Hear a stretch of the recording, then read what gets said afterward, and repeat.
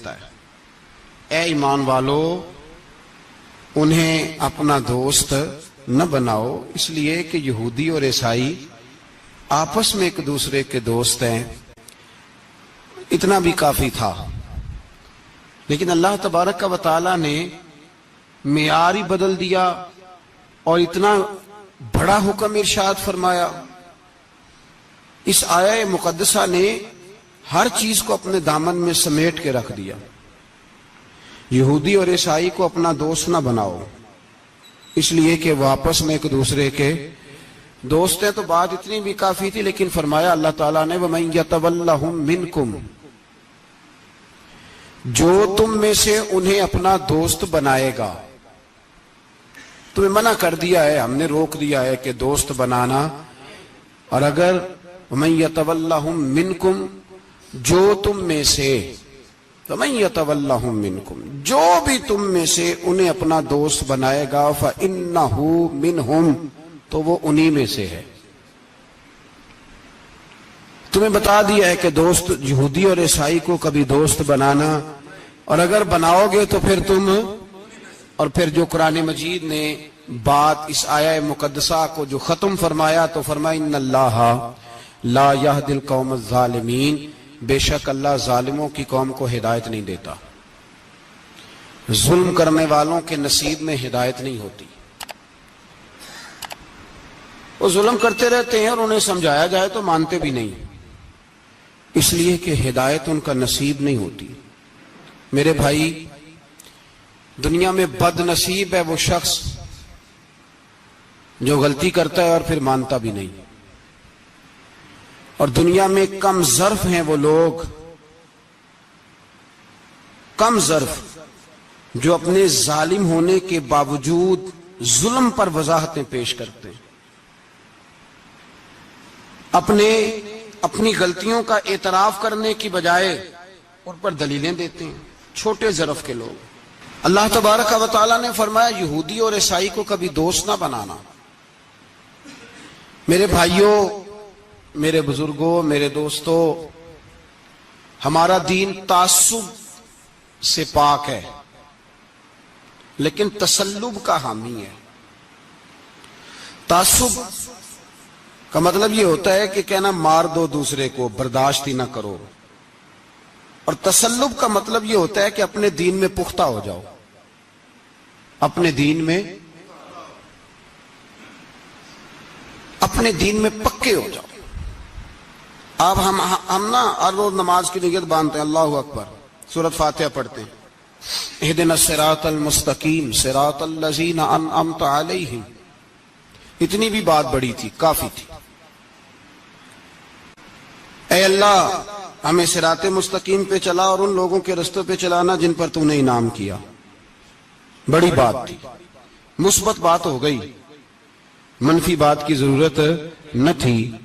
لیکن اللہ تبارک و تعالیٰ نے فرمایا کہ جہاں تم مجھ سے یہ دعا مانگو نا کہ صراط الذین انعمت علیہم، یا اللہ ان لوگوں کے رستوں پہ چلا جن پر تو نے انعام کیا، انبیاء، صلحاء، اتقیاء، صوفیاء، اولیاء، جہاں یہ دعا مانگنی ہے نا، ساتھ ایک اور بات بھی تم نے کرنی ہے، وہ کیا ہے؟ غیر المغضوب علیہم ولا الضالین، اے اللہ ان سے ہمیں بچا جن پر تیرا غضب ہوا، ان کے رستے پہ نہ چلانا جن پہ تیرا غضب ہوا اور جو گمراہ ہو گئے۔ اب دو باتیں سمجھ میں آئیں کہ مومن کو اپنے عقیدے سے پیار کرنا ہے اور کافر کے عقیدے سے اظہار بیزاری کرنا ہے، ان کے نظریے سے، ان کے عقیدے سے نفرت کرنی ہے۔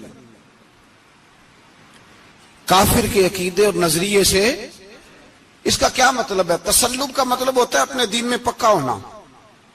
دو تین جملوں میں بات سمجھاتا ہوں، اگر آپ کی سمجھ میں آئی تو بڑا بہتر ہوگا۔ دو تین جملوں میں، تسلب پکا ہونا، اس کا کیا مطلب ہے؟ اس کا مطلب یہ ہے کہ اپنی آنکھوں پر جو تم نے اینک لگانی ہے وہ دین کی اینک لگانی ہے، جو چیز بھی دیکھنی ہے وہ دین کی آنکھ سے دیکھنی ہے، جو کچھ بھی تم نے چاہنا ہے، بڑی بات کر رہا ہوں اگر آپ سمجھے تو، جو بھی تم نے دیکھنا ہے دین کی اینک سے دیکھنا ہے، جو تم نے چاہنا ہے وہ دین کے دل کے ساتھ چاہنا ہے، اور جو تم نے سوچنا ہے وہ دین کے دماغ کے ساتھ سوچنا ہے. اس کا ترجمہ اقبال نے کیا, کہنے لگے قوم مذہب سے ہے, مذہب جو نہیں. قوم کس سے ہے؟ قوم مذہب سے ہے, مذہب جو نہیں. اور فاضل بریلوی کہتے ہیں دہن میں زبان تمہارے لیے اور بدن میں ہے جان تمہارے لیے. ہم آئے یہاں تمہارے لیے تو اٹھیں بھی وہاں تمہارے لیے. اپنی ہر چیز, ہر نقطہ نظر میں پہلے دین, اس کے بعد کوئی اور. کافر کے عقیدے سے ہمارے زمانے میں نا فلسفی, منطقی, ادیب, شاعر, ملنگ, تلنگ, یہ بڑی جماعتیں. کھچڑی ہے, کھچڑی. اب وہ کھچڑی ایک نیا درس دیتی ہے. وہ کھچڑی یہ کہتی ہے کہ یہ سارے اللہ کو پکارتے ہیں, سارے اسی کے نام ہیں. یہ سارے, ہمارے ایک سابق وزیر اعظم نے بھی کہا تھا, ایک نوجوان کی عادت دی ہے گھسی پٹی جماعت نے, وہ بھی یہی کہتے ہیں. ہولی پہ بھی چلے جاؤ, دیوالی پہ بھی چلے جاؤ, ہندوؤں کے مندر میں بھی چلے جاؤ. وہ کہتے ہیں سارے اسی کے نام ہیں, جو بت کو پکار رہا ہے وہ بھی اسی کو ہی پکار رہا ہے معاذ اللہ. جو رام رام کہہ رہا ہے وہ بھی بات اصل وہی ہے. وہ بیوقوف ہو, اگر بت کو پکارنے والا بھی کسی نہ کسی رنگ میں اللہ کو ہی پکار رہا تھا معاذ اللہ, تو پھر نبی پاک صلی اللہ علیہ وسلم کو کیا ضرورت تھی بتوں کا مقابلہ کرنے کی؟ تم نے تو سارا دین ہی مشکوک کر دیا ہے, ہر شے مشکوک ہو گئی. جو بتوں کو پکار رہا ہے وہ بھی اسی کو پکار رہا ہے, جو رام کہہ رہا ہے وہ بھی اسی کو کہہ رہا ہے, جو پتھر پوج رہا ہے وہ بھی. کیا تماشا لگایا ہوا ہے. اللہ تبارک و تعالیٰ تو اتنا غیور ہے, وہ کہتا ہے ان اللہ لا یغفر ان یشرک بہ ویغفر ما دون ذلک لمن یشاء. میں ہر چیز بخش دوں گا, میرے ساتھ کسی کو شریک نہ بنانا, میں اس کی معافی نہیں دوں گا. اللہ کے پیارے پیغمبر حضرت عزیر جناب عیسیٰ علیہ السلام کو جب لوگوں نے معاذ اللہ خدا کا بیٹا کہا تو رب تبارک و تعالیٰ نے قرآن پاک کی آیتیں نازل فرمائی. اور میں یہ جھوٹ بولتے, یہ ظلم کرتے ہیں اپنی جانوں پر. او بھائی یہ کھچڑی جو پکا رہے ہیں نا ملنگ لوگ, ادیب لوگ, سارے اسی کے نام ہیں. اس کا ایک ہی نام ہے لا الہ الا اللہ, لا الہ الا اللہ, لا الہ الا اللہ. اس کے سوا کوئی بھی معبود ہو ہی نہیں سکتا, سوال ہی نہیں. او خدا کے بندے, یہ فلسفہ. اور پھر ہم سیانے بڑے, ہمارے دلوں میں رحمت بڑی ہے, نرمی بڑی ہے کافر کے حق میں, مشرک کے حق میں, سارے جی اسی کو پکارتے ہیں.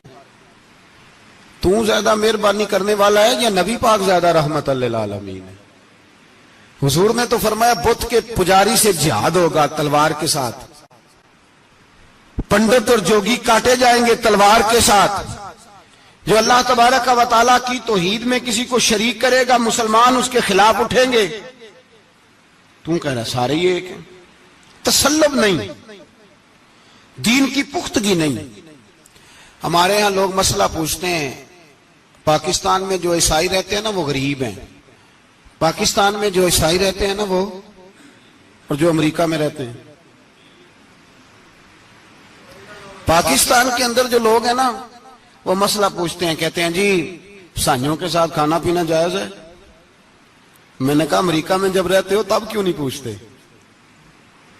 یہاں تم مسئلہ پوچھتے ہو, پوچھتے ہیں نا لوگ عیسائیوں کے ساتھ کھانا پینا جائز ہے کہ ناجائز, اور وہاں جب تمہیں ضرورت ہوتی ہے پاسپورٹ کی تو عیسائی بی بی سے نکاح کر لیتے ہو. اور پوچھو نا اپنے ملک کے سیاستدانوں سے, پوچھو ان سے کہ تمہارے بچے جو جا کے وہاں روٹیاں کھاتے ہیں تو کون سے ہوٹل ہیں جہاں بالکل جائز تمہارے لیے علیحدہ سے پکتا ہے؟ وہ جو تم نے وہاں رشتہ داریاں کی ہوئی ہیں, تمہارے بچے وہاں رہ رہے ہیں تو وہاں مسئلے نہیں یاد. اگر ایک غریب نالی صاف کرنے والا عیسائی آئے تو اس کے بارے میں فتویٰ ہے کہ اس کے ساتھ روٹی نہیں کھانی, اور ٹرمپ آ جائے تو پھر کوئی مولوی مسئلہ نہیں پوچھتا کہ اس کے ساتھ کھانا جائز ہے کہ ناجائز ہے. ہمارا وہ جو کفر کے معاملے میں اظہار بیزاری تھا, نفرت کافر کے عقیدے سے, ہم کبھی نہیں کہتے کہ عیسائیوں کے مندروں کو آگ لگا دو. کبھی جلوس لے کے گئے ہیں کہ مندر گرانا ہے؟ بولے ان کا گرجا کبھی گرایا ہے؟ ہندو کا مندر مرزئی کی عبادت گاہ اقلیت قرار دے دیا، ٹھیک ہے، جہاں عیسائی علیحدہ سے اپنا کام کر رہے ہیں تم بھی کرو، لیکن ہم ان کے عقیدے کے کبھی بھی حامی نہیں ہو سکتے۔ اگر کہیں کہ عیسائی بھی صحیح کہہ رہا ہے، حضرت مریم کو اللہ کی بیوی کہہ رہا ہے، جناب عیسیٰ کو اللہ کا بیٹا کہہ رہا ہے، اور تو کہے سارے اسی کے نام ہیں، تو یہ بات تیری درست اس لیے کہ ہم تو روز کہتے ہیں قل هو اللہ احد اللہ الصمد لم یلد ولم یولد، نہ کسی کا باپ ہے نہ کسی کا بیٹا ہے، ولم یکن لہ کفوا احد، اس کا تو کوئی ہمساری نہیں، اس جیسا دوسرا کوئی ہے ہی نہیں۔ تو بھائی جس عقیدے کا تو اعلان کر رہا ہے، جو آدمی تیرے عقیدے کے خلاف چل رہا ہے، اس کو تو نے صحیح کیسے کہہ دیا؟ یہ کیسے ہو؟ تو میرے بھائی اسلام یہ کہتا ہے کہ اساس، بنیاد، نظریہ، تو اپنے نظریے پہ ناز کرے گا، دوسرے کے نظریے سے اظہار بیزاری کرے گا۔ اور بھائی جاگو اور بس کر دو، جاگ جاؤ۔ اساس، بنیاد، نظریہ اصل ہے، اور اصل پر سمجھوتا ہو سکتا؟ ہو ہی نہیں سکتا۔ بخاری شریف میں ایک حدیث ہے، بات مضبوط کرنے کے لیے عرض کرتا ہوں۔ حضرت یحییٰ ایک تابعی بزرگ ہے، وہ کہتے ہیں حضرت عبداللہ ابن عمر رضی اللہ تعالیٰ عنہ میرے پاس آئے تو میں نے ان سے کہا حضور ہمارے محلے میں ایک جماعت رہتی ہے مسلمانوں کی، وہ نمازیں بھی پڑھتے ہیں، روزے بھی رکھتے ہیں، زکوٰۃ بھی دیتے ہیں، حج بھی کرتے ہیں، بس تقدیر کو نہیں مانتے، صرف ایک چیز کے انکاری ہیں، تقدیر کے۔ تو کیا حکم ہے؟ تو آپ فرمانے لگے ان سے کہہ دو کہ ہمارا تمہارا کوئی تعلق نہیں، ان سے کہہ دو ہمارا تمہارا کوئی رشتہ نہیں، ہمارا تمہارا کوئی کسی قسم کا رابطہ۔ اور فرمایا ان کو بتا دینا کہ رسول پاک کے صحابی نے فتویٰ دیا ہے جتنی مرضی نمازیں پڑھو، جتنے مرضی روزے رکھو، اور احد پہاڑ کے برابر اگر تمہارا دل کرے تو صدقے کرو، پر تمہارا کوئی عمل اللہ کی بارگاہ میں قبول نہیں جب تک تمہارا عقیدہ صحیح نہیں، جب تک تمہارا نظریہ ٹھیک نہیں، اتنی دیر تک کوئی عمل اللہ کی بارگاہ میں تمہارا قابل قبول نہیں۔ اساس پر، بنیاد پر کوئی سمجھوتا ہو سکتا؟ بنیادوں پر سمجھوتے نہیں ہوتے بھائی۔ اور ایک ہوتا ہے گناہگار، ایک ہوتا ہے غدار۔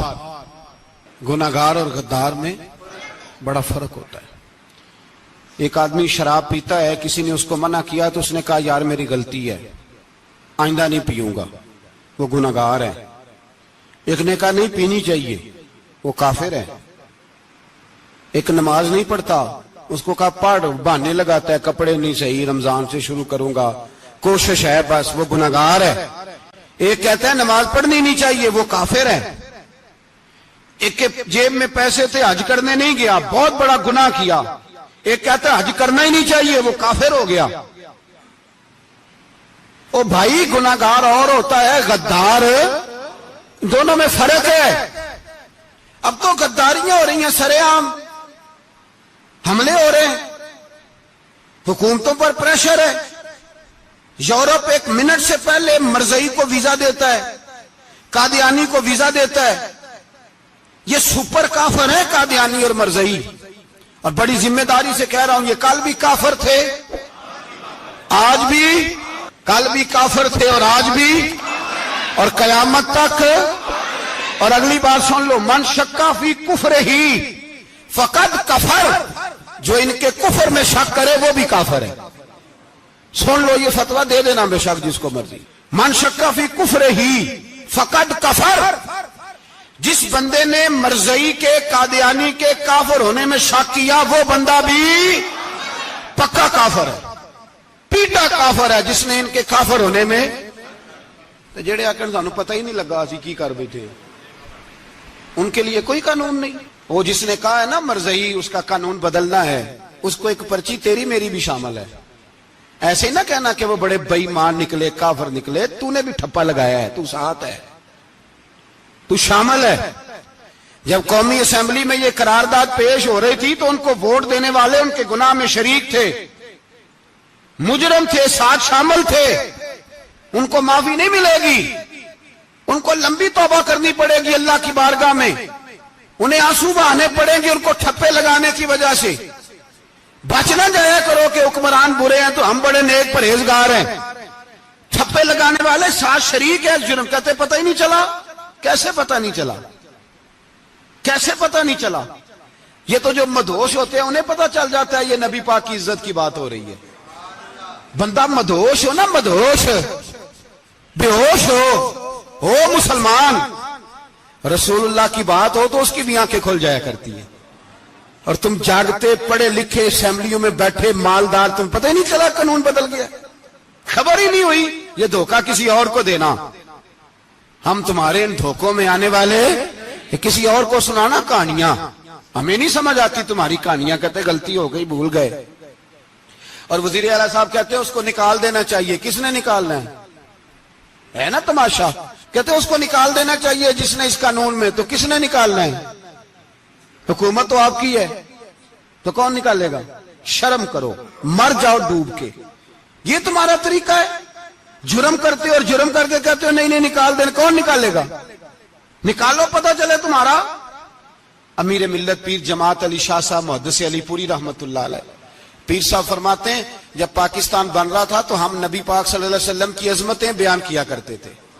ہم کہتے تھے لوگوں پاکستان بنے گا تو اس میں نبی پاک کا نظام آئے گا، غریب امیر کا فرق مٹ جائے گا، اس میں کوئی برادری نہیں ہوگی، ایک برادری ہوگی جس کا نام مسلمان ہوگا. اس میں چھوٹا بڑا امیر غریب ایک ہی صف میں کھڑے ہو گئے، محمود و ایاز، نہ کوئی بندہ رہا نہ کوئی بندہ نواز. یہ پاکستان ہوگا. اور کہتے ہیں ہندو پنڈت تقریریں کرتے تھے وہاں نبی پاک کا نظام نافذ ہوگا، معاذ اللہ ہاتھ کٹیں گے، گردنیں کٹیں گی، بڑا وہ معاذ اللہ مخالفت کرتے تھے. وہ کیا پتا تھا کہ بعد میں یہاں بھی سارے وہی تماشے ہوں گے جو وہ کہہ رہے ہیں. تو پیر صاحب کہتے ہیں کہ جگہ ہندوؤں کا جلسہ تھا، ہندوؤں کا پنڈت تقریر کر رہا تھا، وہاں سارے ہندو بیٹھے تھے. تو اس پنڈت نے نا تقریر کرتے کرتے نبی پاک کی شان میں کوئی بے ادبی کر دی معاذ اللہ. چونکہ سارے ہندو تھے، کوئی مسلمان نہیں تھا. ایک ملنگ بیٹھا تھا دور، اس نے دوری ڈنڈا پکڑا ہوا تھا اور کوئی اپنی موج کا کام کر رہا تھا. آپ کو پتا ہے ان کے پاس جو ڈنڈا ہوتا ہے بڑا رنگین ہوتا ہے، کوئی اسپیشل بنایا ہوتا انہوں نے. تو بیٹھا تھا ملنگ. میں نے کہا بے ہوش بھی ہو نا، جو بے ہوش ہو مسلمان، رسول اللہ کا نام آئے تو اس کی بھی آنکھیں کھول جایا کرتی ہے. تیری بند کی باندھی رہ گئی ہے، کیسے ہو گیا؟ ہاتھ میں ڈنڈا تھا اور وہ اپنے کام لگا ہوا تھا. جب اس کے کانوں میں سپیکر کی آواز آئی نا کہ نبی پاک کے بارے میں بات کی ہے، تو ڈنڈا اٹھایا، پیچھے سے اسٹیج پہ چڑھ گیا. اور ہندوؤں نے سمجھا ملنگ آدمی ہے، اس نے کیا کرنا ہے. آیا پنڈت کے پاس اور وہ کہتا ہے میں نے 3 ڈنڈے اتنی زور سے مارے کہ چوتھے کی ضرورت ہی نہ پڑی. اتنی زور سے 3 ڈنڈے سر پہ مارے کہ چوتھے کی ضرورت ہے اس کی پھر آواز ہی نکلی، مر گیا وہ. مجھے پکڑا جیل میں پھینک دیا. امیر ملت پیر جماعت علی شاہ صاحب کہتے ہیں میں امرتسر کی جیل میں ملنے گیا اور میں نے اس کے سامنے کھڑے ہو کے کہا، میں نے کہا بیلیا، نہ تو نماز پڑھے، نہ تو روزہ رکھے، نہ تو مسجد آئے، نہ تو کوئی اور کام کرے، اور اتنا بڑا تو نے کام کیا، گستاخ مار دیا. تو پیر صاحب کہتے ہیں وہ ملنگ اپنے پیروں پہ اٹھ کے کھڑا ہو گیا اور اس کی آنکھوں میں آنسو تھے اور میری طرف دیکھ کے کہنے لگا پیر جی میں نے لمیاں گلاں تے نہیں آندیاں، میں ان پڑھا چوکھا تے نے مینوں پتا گناہگار ہاں، بڑا گناہگار ہاں، بڑا گناہگار ہاں، بڑا گناہگار، بڑا گناہگار ہاں، پر قسم اللہ دی عزت دی میں گناہگار ہاں پر اپنے نبی دا غدار نہیں، گناہگار ہاں پر رسول اللہ دا غدار.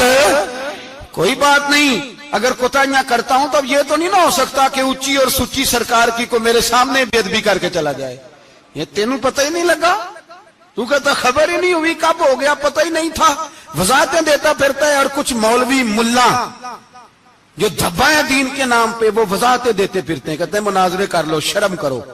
دین کے نام پر ووٹ مانگ کے اسمبلیوں میں جاتے ہو اور وہاں جا کے ان بھائی مانوں کی گودوں میں بیٹھ جاتے ہو، تمہیں حیا نہیں آتی. اور نبی پاک کی بات آئے تو پھر بھی تمہاری غیرت جوش نہیں مارتی، پھر بھی دلیلیں دیتے پھرتے ہو.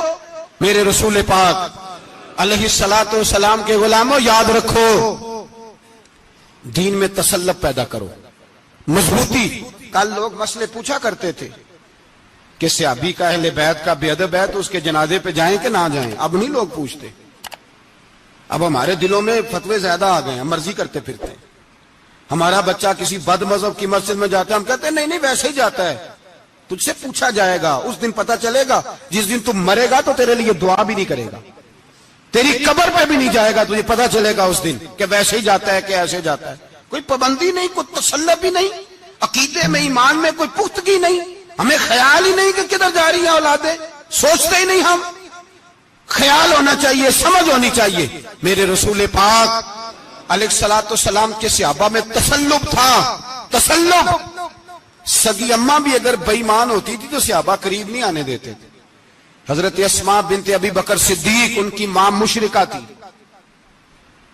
جناب صدیق اکبر کی ایک زوجہ حضرت ابو بکر نے طلاق دے دی. کچھ عرصے کے بعد وہ اپنی بیٹی کو ملنے آئی، ماں بیٹی سے ملنے آئی تو حضرت اسماء بنت ابو بکر کو پیغام بھیجا، کہا بیٹے میں تجھے ملنا چاہتی ہوں. تو کہا اماں ذرا ٹھہر جا، پہلے میں اپنے نبی سے پوچھ لوں. پہلے اپنے ماں بعد میں ہے، نبی پہلے ہے. پہلے حضرت اسماء حضور کی بارگاہ میں گئی، یا رسول اللہ میری اماں ملنا چاہتی ہے اور مشرکہ ہے، حکم کیا ہے؟ فرمایا تو ماں کی حیثیت سے مل سکتی ہے.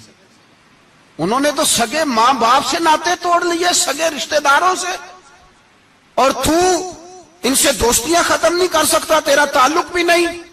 نہیں، سارے اسی کو پکارتے ہیں، سارے ایک ہی ہیں. یہ تماشے کسی اور کو دکھانا، یہاں رسول اللہ کے غلام بستے ہیں. ہمارا عقیدہ بڑا پختہ ہے، بڑا پختہ، بڑے پختہ نظریات کے لوگ اللہ نے اس دھرتی کو عطا فرمائے. اس زمین نے بڑے کامل مومن پیدا کیے.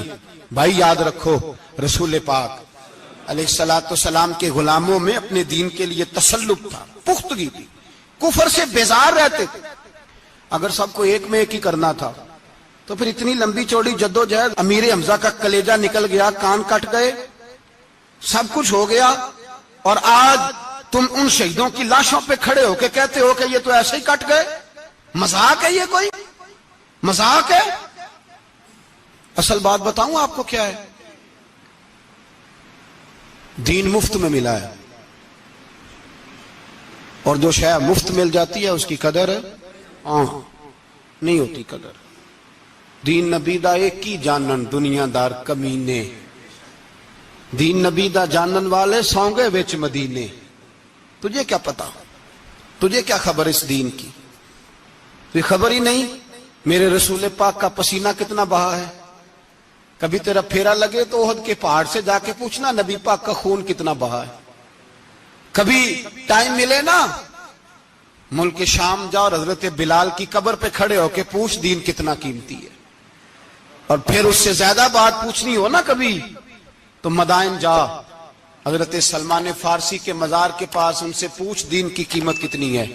وہ تجھے بتائیں گے کہ کئی 100 سال لگ گئے نبی پاک کے قدموں میں پہنچنے تک. 100 سال، کئی 100 سال.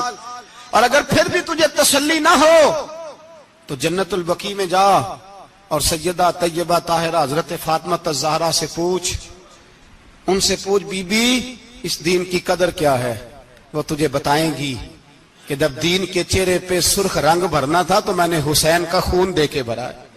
وہ تجھے بتائیں گی کہ اس دین کو جب پینٹ کرنا تھا تو میں نے جناب علی اصغر کے بازوؤں کے ساتھ مصوری کی ہے.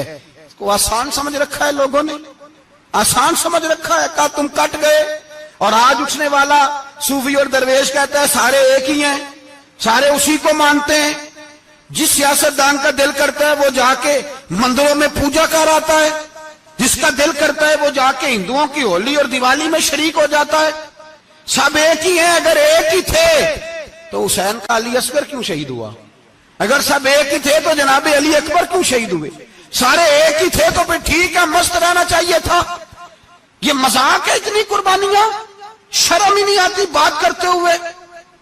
جاگو اور اپنے دین کو سمجھو. میرے رسول پاک علیہ الصلوۃ والسلام نے جو دین دیا اس میں تسلب ہے، تسلب، کفر سے بیزاری.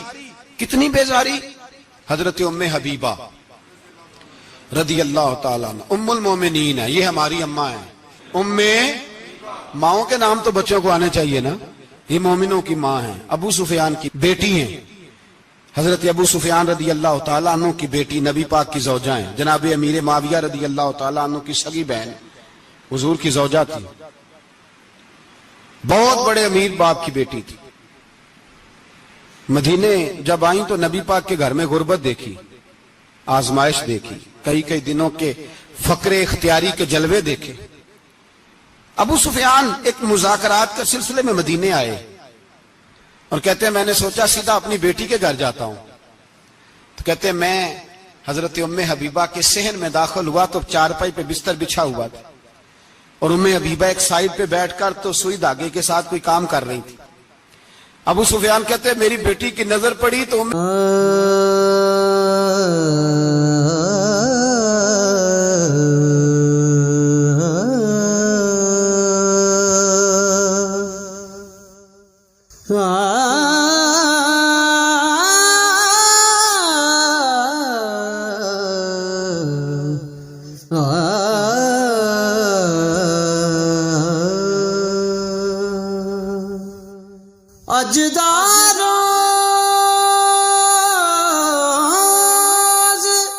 حبیبہ جلدی سے اٹھی، اٹھ کے بستر جو چارپائی پہ بچھا ہوا تھا وہ بستر اٹھایا، لپیٹا، اندر لے گئی۔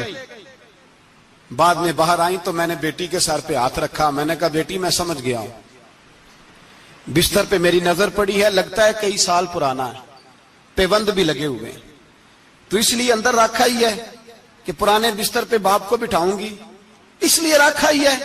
تو بیٹی امیر گھر سے آئے تو غریب گھر میں اس کی شکایتیں ختم نہیں ہوتی، پر دین کے ساتھ تسلب ام المومنین کا، پختگی اور کفر سے بیزاری، کہنے لگی ابا جی ابھی آپ کافر ہیں نا، تو آپ کی سوچ ابھی بدلی نہیں، میں اس لیے نہیں بستر اندر رکھ کے آئی کہ آپ کے قابل نہیں تھا، میں تو اس لیے رکھا ہوں کہ وہ میرے نبی کا پاک بستر ہے اور آپ ناپاک ہیں، وہ پاک بستر ہے۔ انما المشرکون نجس، مشرک ناپاک ہوتا ہے، باپ ہونا علیحدہ بات ہے، لیکن میرے دل میں باپ کی قدر بعد میں ہے میرے دل میں، اور رسول اللہ کے بستر کی قدر پہلے ہے، رسول اللہ کی نہیں، رسول اللہ کے بستر کی قدر ہے کہ باپ بیٹھ نہ جائے۔ اتنی نفرت مشرک سے، اتنا اظہار، وہ باپ بھی ہو تو اتنی نفرت، لوگوں نے پیچے ڈالے ہوئے ہیں پیار کے، محبت کی پینگیں چڑھا رہے ہیں، اور سارے یہ کہیں گے سب صحیح ہے،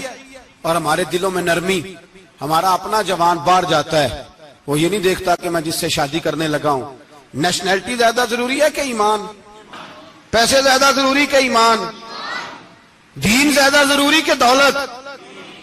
عجیب تماشا ہے، بیچتے پھرتے ہیں، فار سیل کر دیا مذہب کو، تسلب ہی نہیں، کوئی خیال ہی نہیں، توجہ ہی نہیں ہماری۔ میرے رسول پاک علیہ السلام کے صحابہ جو چٹان تھے دین کے معاملے میں، اپنا پیارا بھی سامنے آتا تھا تو کافر سمجھ کے قتل کر دیتے، اس لیے کہ وہ سمجھتے تھے قوم مذہب سے ہے، مذہب جو نہیں تم بھی نہیں، اگر دین نہیں رہے گا تو کوئی شے باقی نہیں رہے۔ یاد رکھنا، اگر دین نہیں رہے گا، میرے حبیب پاک علیہ السلام کے غلاموں کا یہ حال تھا۔ احد کے اندر افواہ پھیل گئی کہ حضور شہید ہو گئے، حضرت انس بن مالک کے چچا تھے انس بن نضر رضی اللہ تعالیٰ، جب افواہ پھیلی نا حضور شہید ہو گئے تو جناب انس بن نضر اٹھے، تلوار پکڑی، صحابہ سے کہنے لگے یہاں کیوں بیٹھے ہو؟ کہا حضور شہید ہو گئے، ہم کیا کریں؟ فرمایا حضور شہید ہو گئے تو ہم زندہ رہ کے کیا کریں گے؟ یہاں کیوں بیٹھے ہو؟ ہمارا جینا بھی مصطفیٰ کے لیے، مرنا بھی مصطفیٰ کے لیے، اگر حضور علیہ السلام وصال کر گئے تو اٹھو، ان بے ایمانوں سے لڑتے ہیں جنہوں نے مصطفیٰ کو شہید کیا ہے، اٹھو۔ حضرت انس بن نضر میدان میں نکلے، اس طرح لڑے کہ صحابہ کہتے ہیں نہ زخموں کی پرواہ، تیر برستے رہے پرواہ کوئی نہیں، تلواریں چلتی رہی پرواہ کوئی نہیں، ان کے وجود پر نیزوں کے زخم آتے رہے پرواہ کوئی نہیں۔ حضرت انس بن نضر اتنا لڑے کہ شہید ہو گئے، اور جب شہادت کے بعد ان کی لاش دیکھی تو 80 زخم نظر آئے، تلواروں کے، نیزوں کے 80 زخم۔ حضور کے لیے ان لوگوں نے جانیں دے دی، پرواہ ہی نہیں کی۔ یہاں اس مسئلے کو ہمارے ہاں لوگ سمجھتے ہی نہیں۔ ختم نبوت کا مسئلہ بڑا حساس مسئلہ ہے۔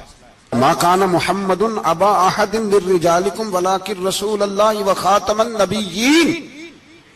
ہم ختم بھی پڑھے نا کسی کا تو اس میں بھی ختم نبوت والی آیت پڑھتے ہیں، اس لیے کہ یہ بنیادی مسئلہ ہے۔ ہم لوگوں کو بتاتے ہیں کہ جو مرنے والا گیا ہے نا دنیا سے، وہ نبی پاک کی ختم نبوت کا اعلان کرتا ہوا گیا ہے۔ ہم لوگوں کو یہ بات بتلاتے ہیں، میرے حبیب پاک علیہ الصلوۃ والسلام کی 150 کے قریب حدیثیں ہیں کہ میں آخری نبی ہوں، میرے بعد کوئی نبی نہیں ہے۔ 150 کے قریب حدیثوں میں حضور نے ارشاد فرمایا، جگہ جگہ محبوب پاک نے وضاحت فرمائی کہ میں آخری نبی ہوں، میرے بعد کوئی نبی ہو سکتا، وضاحت۔ اور ہمارے علماء نے لکھا ہے جو دعویٰ کرے کہ میں نبی ہوں، اور جس بندے نے اس سے یہ کہا کہ چل کوئی دلیل دکھا، وہ بھی کافر ہو گیا، وہ بھی کافر۔ کیوں تو نے یہ سوال کیا؟ یہ حساس نوعیت کا مسئلہ ہے۔ میرے رسول پاک علیہ السلام کے غلاموں نے ایک پیغام دیا ہے ہمیں، اس پیغام کو یاد رکھنا۔ حضرت سعد بن ربیع رضی اللہ تعالیٰ عنہ کو احد کے میدان میں اتنے زخم لگے کہ اٹھا نہیں جاتا تھا۔ نبی پاک صلی اللہ علیہ وسلم نے فرمایا جاؤ کو میرے سعد بن ربیع کا پتہ کرو وہ کہاں ہے۔ صحابہ آئے تو فرماتے ہیں جب ہم ان کے پاس پہنچے تو ان کی روح پرواز کر رہی تھی، آخری لفظ انہوں نے ادا کیے، کہنے لگے ادھر آؤ صحابہ، ادھر آؤ، میری وصیت سن لو۔ ہم قریب گئے، ہم نے کہا شاید بچوں کے بارے میں، اولاد کے بارے میں، گھر کے بارے میں کوئی وصیت کریں گے۔ تو حضرت سعد بن ربیع نے وصیت فرمائی، کہنے لگے جا کے نبی پاک کے غلاموں کو میرا پیغام دے دینا، جا کے امت مسلمہ کو میرا پیغام دے دینا کہ مسلمانوں اگر تم میں سے ایک بھی زندہ ہوا اور نبی پاک کی ناموس پر کوئی حرف آیا تو پھر اللہ کی بارگاہ میں تمہارا کوئی عذر قبول نہیں کیا جائے گا۔ یہ میدان احد میں سر سے لے کر پاؤں تک زخم لگے ہوئے ایک صحابی کا پیغام ہے امت مسلمہ کے نام۔ حضرت سعد بن ربیع رضی اللہ تعالیٰ عنہ فرمانے لگے میں مرتے وقت مسلمانوں کو پیغام دے کے جا رہا ہوں کہ اگر حضور کی عزت پر، ناموس پر، نبی پاک صلی اللہ علیہ وسلم کی ذات پر ذرا سا بھی حرف آیا اور مسلمان زندہ ہوئے، اور پھر اگر وہ سمجھیں کہ ہمیں اللہ کی بارگاہ سے معافی مل جائے گی، تو یاد رکھنا رب ہر بات معاف کرے گا، اس بات میں تمہیں اللہ معافی، اس میں تمہیں یہ پیغام دیا سعد بن ربیع نے، اور امت کو سمجھایا کہ ہر بات میں کمپرومائز کر لینا، رسول اللہ کی ذات کے بارے میں کمپرومائز نہ کرنا۔ جب سے مرزائیوں کو ان سپر کافروں کو اقلیت قرار دیا گیا ہے، اس کے بعد کسی مرزائی کی عبادت گاہ جلائی ہے مسلمانوں نے؟ بولے کبھی کسی مرزائی کے ساتھ مسلمانوں نے کوئی ظلم کیا ہے؟ بعد میں ٹھیک ہے اپنی عبادت کر رہے ہیں جس طرح بھی کر رہے ہیں، باقی اقلیتیں بھی رہ رہیں۔ کبھی دوبارہ علماء نے یہ تحریک چلائی ہے کہ انہیں پاکستان سے نکالو، یہ کیوں بستے ہیں یہاں؟ اقلیت ہے تو رہنے دو۔ جی جو بے ایمان ہے، کافر ہے، اسے گھسیٹ کے دین میں کیوں لاتے ہو جب وہ آنا نہیں چاہ رہا؟ انہوں نے اس کانے بے ایمان کو نبی مانا ہوا ہے، وہ اس کو پیغمبر مانتے ہیں، کبھی ذلی نبی مانتے ہیں، کبھی بروزی نبی مانتے ہیں، پوری دنیا میں نیٹ ورک بنایا ہوا ہے، ہر جگہ ڈنڈورا پیٹتے پھرتے ہیں۔ وہ کہتے ہیں خاتم النبیین کا معنی یہ ہے کہ نبی پاک تو مورے لگانے آئے ہیں، بڑے نبی آ سکتے ہیں۔ ان کا عقیدہ یہ ہے کہ مرزا مستقل نبی نہیں تھا، وہ حضور کا سایہ بن کے آیا تھا۔ وہ معاذ اللہ جس نبی کا اللہ پاک نے ظاہری حیات میں سایہ نہیں بنایا، یہ کانا سایہ بنے گا نبی پاک کا؟ اس بے ایمان کو وہ اپنا پیشوا مانتے ہیں۔ چلو چھوڑو، جو کافر کو اپنا پیشوا مانے وہ بندہ صحیح ہوتا ہے؟ چلو نبی نہ بھی مانے، پیشوا مانے، وہ صحیح ہوتا ہے؟ اتنے پکے بے ایمانوں اور کافروں کو تم لوگوں نے گنجائش دینے کے لیے صرف مغربی یہ جو بنانا چاہتے ہیں نا، یہ اپنے اوپر سے لیبل اتارنا چاہتے ہیں کہ نہیں جی نہیں ہم تو سب کو لے کے، وہ تو کئی دفعہ کہہ چکے ہیں جی سارے اسی کو پکارتے ہیں۔ نہ، سارے اسی کو نہیں پکارتے، اس کو اگر صحیح پکارتے ہیں تو مسلمان پکارتے ہیں، باقی اس کو صحیح پکارتے کہ جھوٹ بولتے ہیں، ملاوٹ کرتے ہیں، شرک کرتے ہیں، کفر کرتے ہیں، اور اللہ کی بارگاہ میں کفر و شرک کی کوئی معافی۔ یہ دنیا کو بتانا چاہتے ہیں نہیں جی نہیں ہم بڑے نرم ہیں، ہم بڑے ایسے ہیں، ہم کوئی نرم نہیں، کوئی نرم نہیں، ہم نرم ہیں رحماء بینہم۔ لیکن اگر عقیدوں کو چھیڑو گے، رسول اللہ کی عزت اور ناموس اور ختم نبوت کو چھیڑو گے، تو اقبال کہتے ہیں ہم بڑے نرم ہیں، اتنے نرم ہیں جیسے ریشم ہوتا ہے، ہو ہلکا ہے یاراں تو بریشم کی طرح نرم، اور رزم حق و باطل ہو تو فولاد ہے مومن۔ پھر ہم نرم نہیں، پھر ہمارے اندر بڑی سختی ہے، بڑی سختی۔ حضرت ابو بکر صدیق سب سے زیادہ نرم تھے، پر ختم نبوت کا معاملہ آیا تو سب سے زیادہ سخت حضرت ابو بکر صدیق ثابت ہوئے، سب سے زیادہ۔ ہم بڑے سخت ہیں، بڑے سخت۔ چیک نہ کیا کرو مسلمانوں کے ایمان کو، ٹٹولا نہ کرو. میری آپ سے بھی اپیل ہے کہ ایسے ہی کو بندہ اگر آپ کے گھر آ جائے نا اور آ کے کہے میں فلاں صاحب ہوں تو روب میں نہ آیا کرو. اس سے پہلے پوچھا کرو یوں تو سید بھی ہو, مرزا بھی ہو, افغان بھی ہو, تم سبھی کچھ ہو, بتاؤ کہ مسلمان بھی ہو. بس کر دیں, اب بس کر دیں. ان لوگوں کے ہاتھ مضبوط کر دیں جو ہاتھ بڑھاتے ہیں تو نبی پاک کی ختم نبوت پہ ہی ڈال لیتے. ان کے ہاتھ مضبوط کرنے بند کرو, بند کرو ان ظالموں کے ہاتھ مضبوط کرنے. حضور آخری نبی ہیں. بولیے نبی پاک, سارے بولیے حضور. حضور کے بعد جو کسی اور کو نبی مانے وہ کل بھی کافر تھا, آج بھی, قیامت تک وہ. جو اس کے کفر میں شک کرے وہ بھی, جو مرزائی قادیانی کے کفر میں شک کرے وہ بھی کافر ہے. مر جائے تو مسلمانوں کے اس قبرستان میں اس کا دفن ہونا جائز ہے. مسلمان کا اس کے لیے تعزیت کرنا جائز ہے. مسلمان کا اس کے دل, اس کے حق میں نرمی پیدا کرنا جائز ہے. نہیں, مسلمان کا اس شخص کے بارے میں کسی قسم کی گنجائش دینا جائز ہے. کل بھی کافر تھے, آج بھی کافر ہیں, قیامت تک کافر رہیں گے. مسلمان وہ رہے گا جو کہے گا کہ نبی کی ہر شان کو ہم مانتے ہیں. حضور خاتم النبیین ہے, زبان سے اقرار کرتے ہیں اور دل سے اس پر ایمان لاتے ہیں, وہ بندہ مسلمان رہے گا. ہم حکومتوں کو سمجھاتے ہیں اپنی قبریں خراب نہ کرو, اپنی آخرت تباہ نہ کرو. نہ بات تھوڑا سا وقت ہے, تمہارے باپ دادا مر گئے, ان کا نام بھی کوئی نہیں لیتا, تم بھی دنیا سے جاؤ گے. خدا را ہم تمہیں سمجھاتے ہیں, ہم درد مندانہ اپیل کرتے ہیں, اپنی آخرت بچاؤ. یہ اسمبلیاں چند روزہ, یہ حکومتیں چند روزہ. ادھر جا کے دیکھ لو شدرے میں وقت کا بادشاہ لیٹا ہے لیکن کوئی نہیں جاتا. بادشاہ تھا, اٹھتا تھا تو دنیا اٹھتی تھی, بیٹھتا تھا تو دنیا بیٹھ جاتی تھی. آج ہمارے بہت سارے نوجوانوں کو پتہ نہیں کہ اس کسی بادشاہ کی قبر بھی ہے. بہت بڑا مقبرہ بنا, بڑی سیرگاہ بنی ہے, پر کوئی جاتا نہیں. چند قدم راوی کراس کر کے دیکھ لو, داتا علی اجمیری لیٹے ہوئے. ایک دن کے لیے بھی چھوٹی سی اسمبلی کے ممبر بھی نہیں بنے. میراں نہ امیراں دے, دیوے بلدے نہیں صدا فقیراں دے. نہ وہ والی حکومت کرو جس کے بعد تمہاری فاتحہ بھی کوئی نہ پڑے. اور جا کے دیکھ لے, داتا صاحب کی قبر کے چاروں جانب پھٹیاں لگی ہوئی ہیں. سارا دن ساری رات اللہ کا قرآن پڑھا جاتا ہے, دن رات وہاں درود پڑھے جاتے ہیں, ان کو اصالہ ثواب کیا جاتا ہے. یہ والی زندگی جی, واپس آ جا, نہ اپنی آخرت خراب کر, بچ جا. وقت کی حکمران لوٹ آ, رسول اللہ کے قدموں میں بیٹھو, اعلان کرو, بغاوت کرو نبی پاک کے دشمنوں کے خلاف, اور حضور کے سچے غلام بن کے جیو. اگر سچے غلام بنو گے تو حضرت عمر بن عبدالعزیز کی طرح تمہارے تذکرے ممبروں پہ رہیں گے.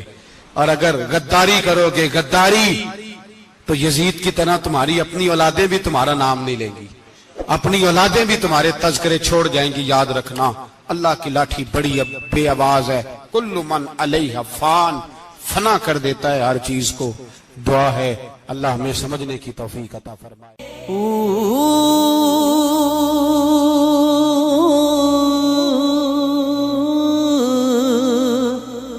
اللہ اللہ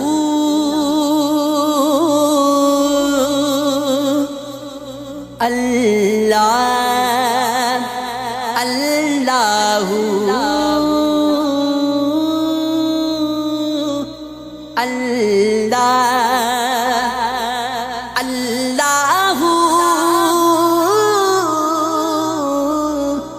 اللہ اللہ